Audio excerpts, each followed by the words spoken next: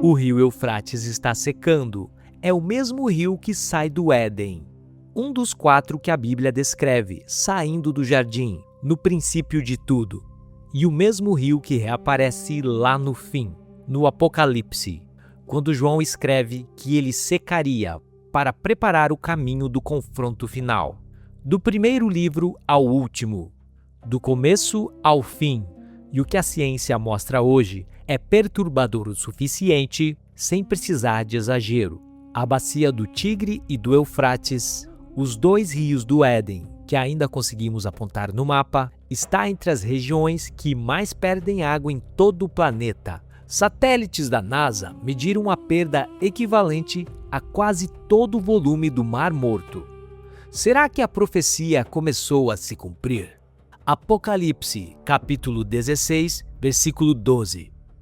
O 6º anjo derramou a sua taça sobre o grande rio Eufrates, e a sua água secou para preparar o caminho. Guarda essa frase, para preparar o caminho. Porque o texto não diz que o rio seca e acaba ali. Ele diz que essa seca abre espaço para outra coisa. E esse não é o único lugar do Apocalipse onde o Eufrates aparece. Capítulo 9, versículo 14. Solta os 4 anjos que estão presos junto ao grande rio Eufrates. 4 anjos presos junto a esse rio. O texto diz que estavam guardados para uma hora exata. 1 hora, 1 dia, 1 mês e 1 ano. E que, uma vez soltos, levariam à morte 1/3 parte da humanidade. Logo depois, João tenta descrever o exército que vem atrás, e chega a um número que ele mesmo parece ter dificuldade de conceber: 200 milhões. Guarda essa imagem, algo poderoso, contido, esperando junto ao Eufrates. Repara então nos 2 papéis do rio. No capítulo 9, ele é o lugar onde algo está preso. No capítulo 16, ele é o que precisa desaparecer para abrir caminho. 2 momentos diferentes, 2 funções diferentes e o mesmo endereço nos 2: o Eufrates. E tem uma coisa que a gente, olhando para o mapa moderno, já não sente. O que um rio como o Eufrates representava para um exército antigo? Ele não era só uma linha azul no mapa.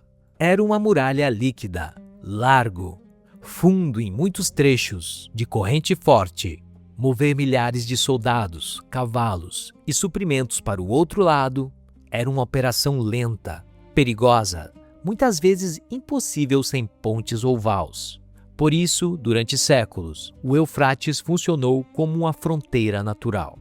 A linha que continha exércitos inteiros e separava um poder do outro.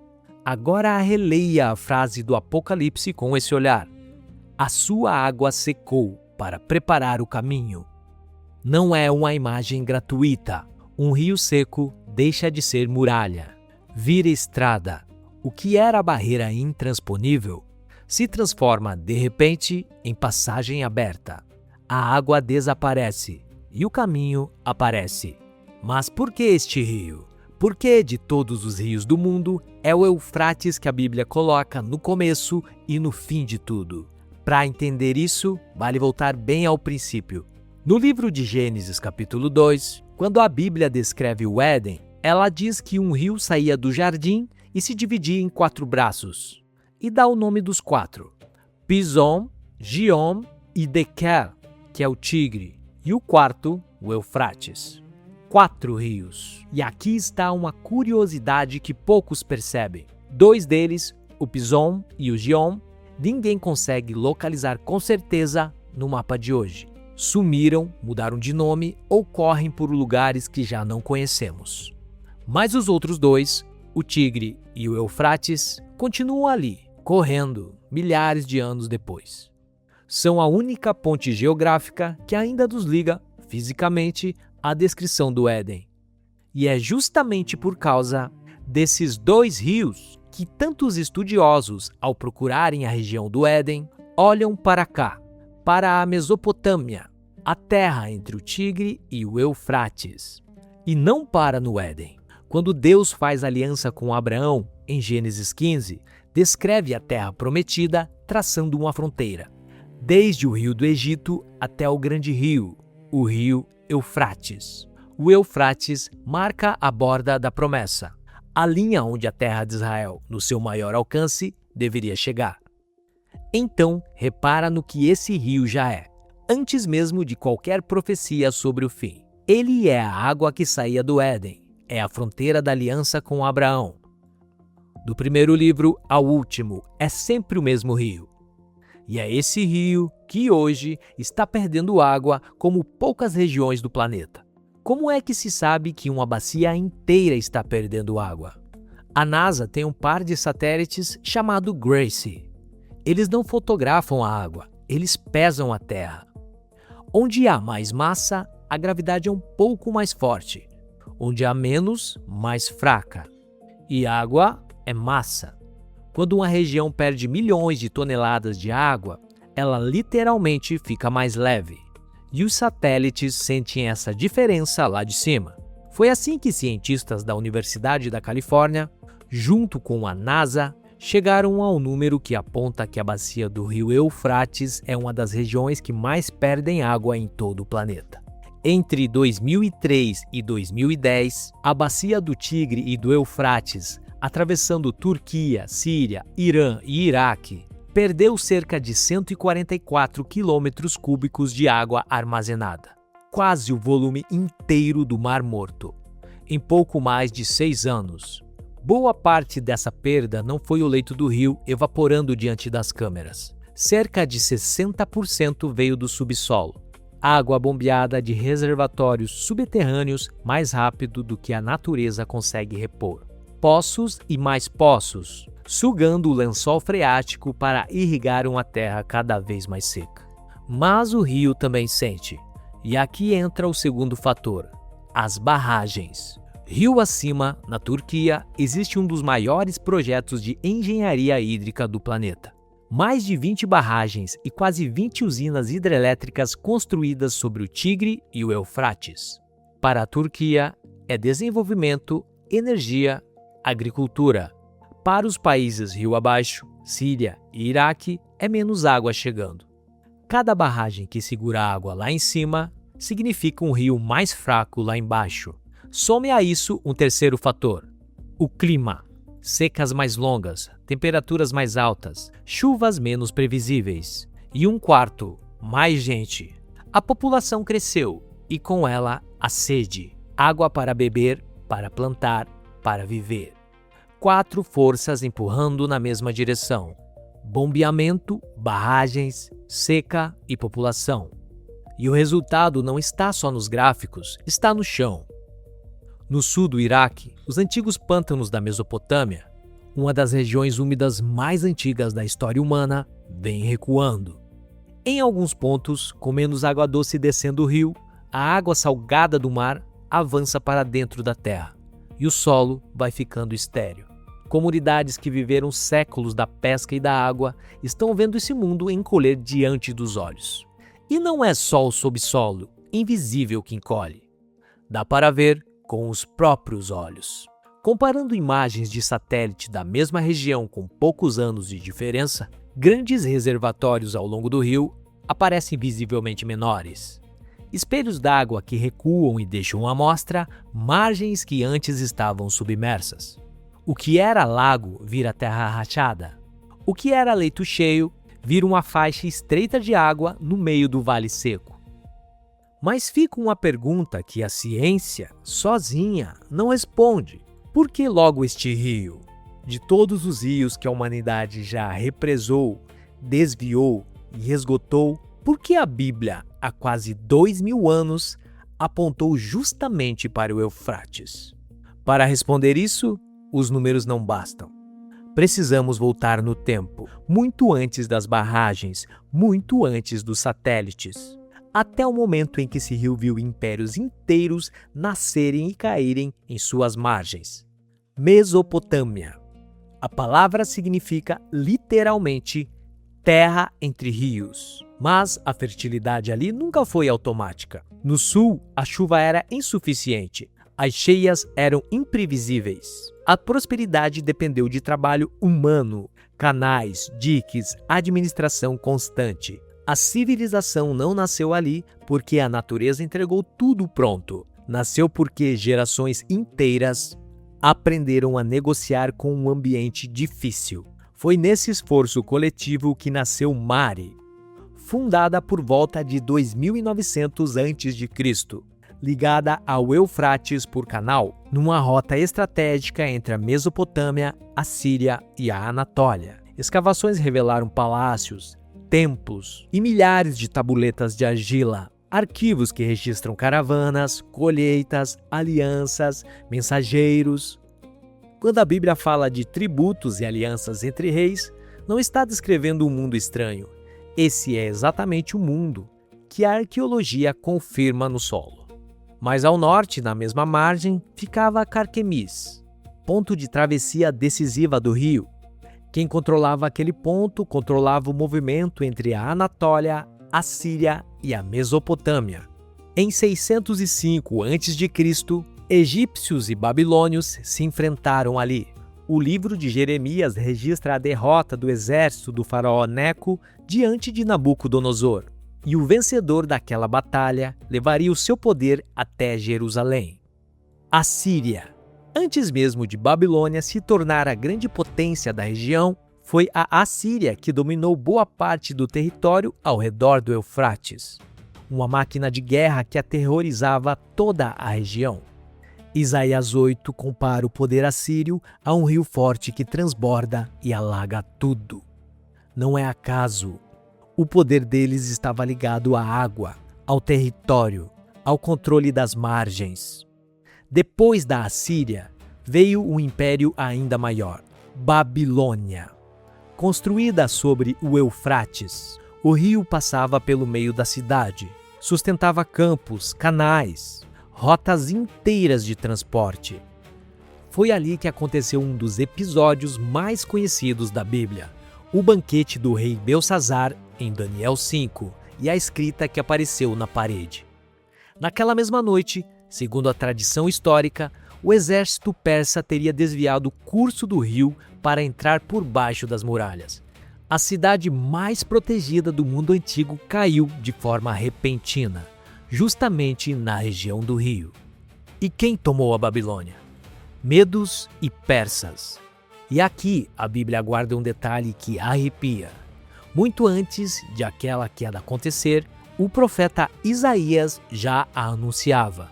No capítulo 13, aponta a ruína da Babilônia. E no capítulo 44, registra as palavras de Deus. Digo à profundeza, seca-te, e eu secarei os teus rios. Na sequência, faz uma coisa rara na profecia bíblica. Dá o nome do homem que ainda nem tinha subido ao poder. Ciro. O rei persa que tomaria a Babilônia é chamado pelo nome com antecedência. E no capítulo 45, Deus o chama de meu ungido. Muitos ligam essa imagem, secarei os teus rios, justamente à queda da Babilônia às margens do rio Eufrates. A Bíblia não narra o passo a passo militar, mas o padrão que o texto desenha é inconfundível. Um rio que seca e um caminho que se abre para o conquistador que vem do Oriente. E há um detalhe que fecha o círculo. Esse mesmo Ciro, depois de tomar a Babilônia, foi quem assinou o decreto que libertou o povo de Israel do cativeiro e permitiu a volta a Jerusalém, como registra o livro de Esdras. O rio que secou para abrir o caminho do conquistador acabou abrindo também o caminho de volta para a casa de um povo inteiro. Na Bíblia, até a queda de um rio pode servir a um propósito maior. Mesopotâmia, Assíria, Babilônia, Medo-Pérsia. 4 capítulos de império, um único rio no centro de todos eles. Agora junta tudo isso com o que você ouviu na abertura. O mesmo rio que sustentou e derrubou impérios inteiros é o rio que o Apocalipse escolhe para marcar o fim. Isso não é coincidência de nome, é continuidade de significado. E tem uma última camada nessa continuidade. Babilônia, o império construído sobre o Eufrates, não desaparece quando a cidade cai. Ela volta.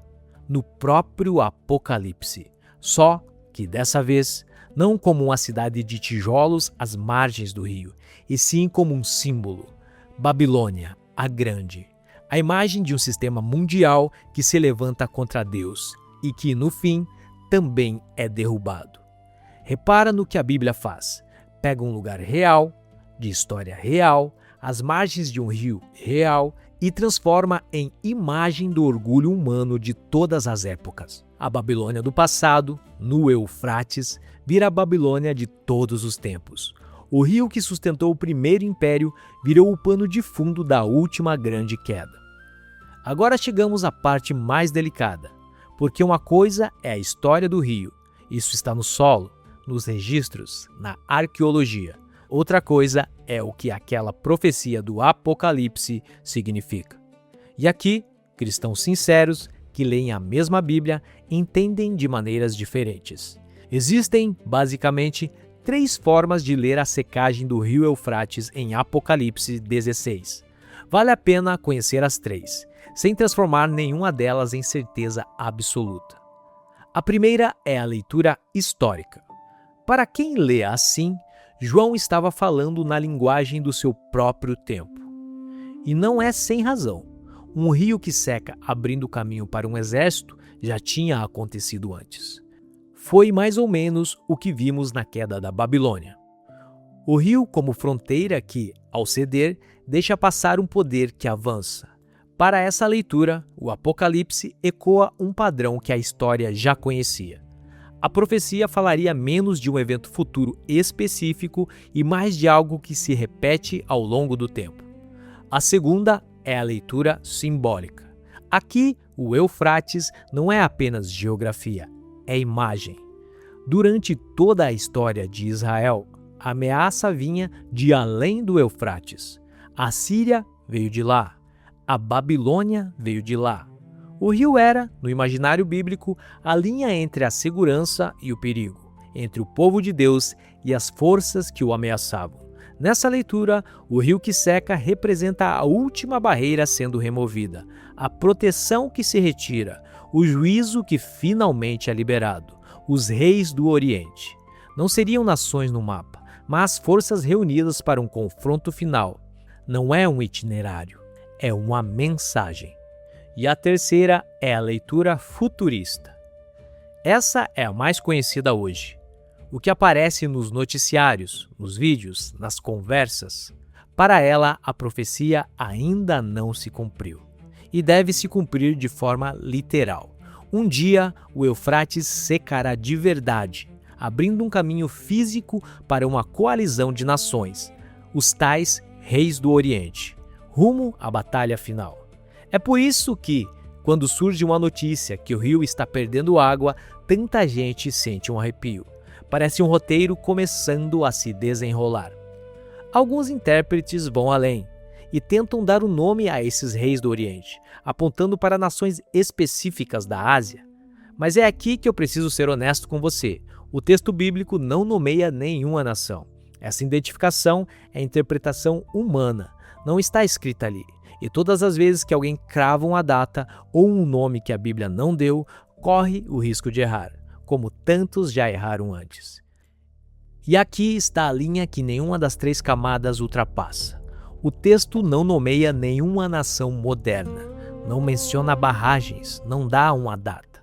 Mas o texto dá um destino, e esse destino é um lugar real, que você pode encontrar no mapa até hoje. Apocalipse 16, versículo 16, completa a cena que já vimos.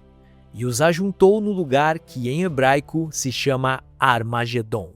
Armagedon vem do hebraico Har Megido, o Monte Megido ou o Monte Megido. E Megido não é um nome simbólico inventado, é um lugar real, no Vale de Jezreel, no norte de Israel. Um monte de camadas arqueológicas escavado há mais de um século. Durante praticamente toda a história antiga, quem quisesse mover um exército entre o Egito e a Mesopotâmia precisava passar por aquele vale. Era o corredor natural entre os 2 grandes centros de poder do mundo antigo. O arqueólogo Eric Klein da Universidade George Washington dedicou décadas de pesquisa a esse local. Em seu levantamento histórico, ele contabiliza 34 guerras travadas em Megido e no Vale de Jezreel, num intervalo de mais de 4.000 anos entre elas. Uma das mais antigas, registradas em toda a história militar, do faraó egípcio Tutmés III, no século XV a.C. A própria Bíblia registra um episódio dramático ali. O rei Josias de Judá, um dos poucos reis que a Bíblia elogia sem reservas, o rei que tentou trazer o povo de volta a Deus, decidiu enfrentar o faraó Neco naquele vale. E o mais trágico é que Neco nem buscava guerra com ele. Seguia para o norte, rumo ao Eufrates, para apoiar o que restava da Síria contra a Babilônia. Mas Josias interceptou o exército egípcio em Megido, foi atingido por flechas em combate e morreu. Sua morte mergulhou Judá em luto.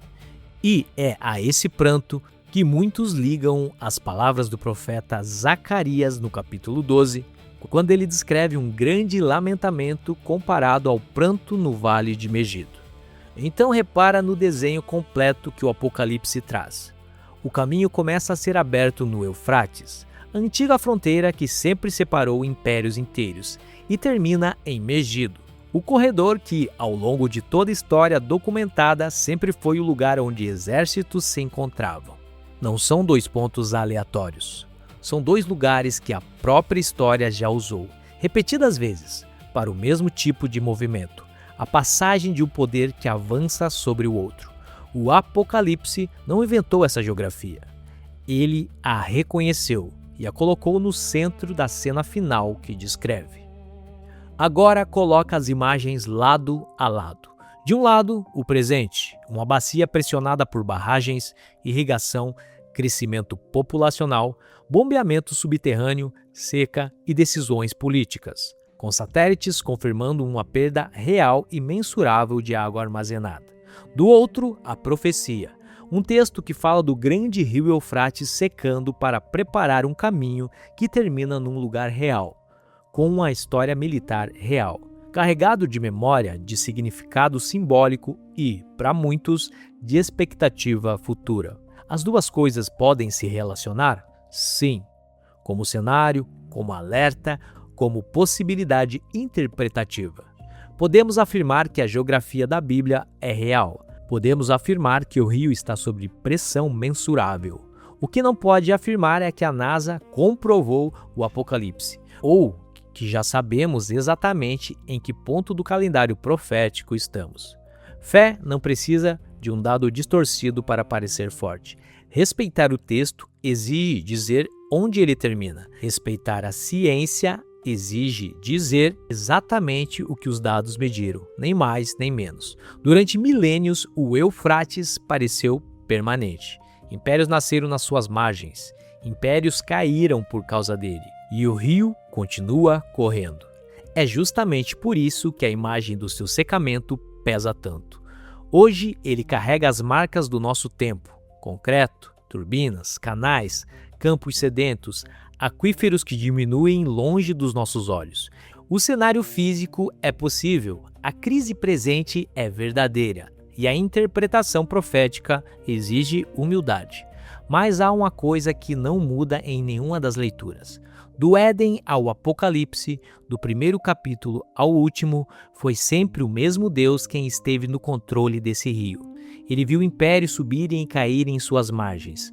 Ele conhece o começo e o fim da história, porque ele mesmo a escreve. E talvez o convite que esse rio nos faz não seja adivinhar o calendário, seja estar preparado.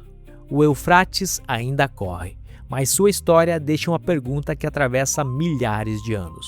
Quando aquilo que parecia impossível começar a acontecer, estaremos apenas procurando sinais ou teremos entendido a mensagem?